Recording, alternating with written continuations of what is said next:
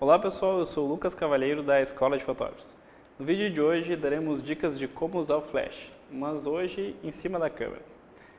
Eu sou um grande fã de strobist, que nada mais é do que usar o flash fora da câmera, mas às vezes a gente não tem como usar o flash fora da câmera, seja porque não tem um rádio, seja porque não tem um assistente, tripé, enfim, N maneiras. Vocês já estão vendo aqui que o meu flash está posicionado para cima.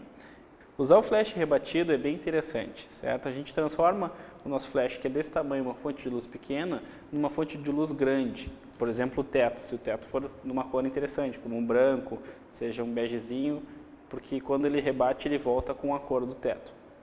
Se o teto for preto, não vai adiantar muita coisa, porque o preto não volta muita luz.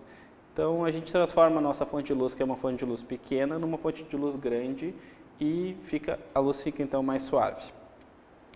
É interessante também, com um flash desse estilo aqui, que a gente pode, por exemplo, usar o flash rebatendo para o lado, assim, por exemplo, ou para cima um pouquinho para o lado. Se a gente tem uma parede nessa lateral aqui, a gente pode fotografar e a luz vai ir nessa direção e vai voltar no rosto da pessoa pelo lado, fazendo, por exemplo, o esquema de luz Rembrandt, que ilumina um lado do rosto e o outro lado fica mais na sombra.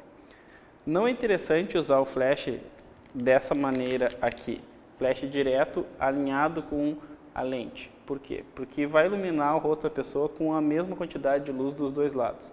Isso não é interessante. Quando a gente ilumina mais um lado do rosto e deixa o outro lado mais escuro, por exemplo, a gente cria uma sensação de volume. A gente enxerga, o nosso olho lê que esse lado do rosto está fazendo uma volta e que a pessoa é tridimensional. Se a gente ilumina os dois lados do rosto da pessoa com a mesma quantidade de luz, cria um efeito que a pessoa parece que é bem estreitinha, não fica luz legal. Então, só recapitulando, flash assim não é legal, usa só em último caso. Interessante usar o flash rebatido, só cuidar para quando rebater o olho da pessoa não ficar muito escuro. E também pode usar, por exemplo, o flash rebatido para o lado se a gente tiver uma parede próxima, certo? Paredes brancas são sempre nossos amigos. Essa foi a videodica de hoje.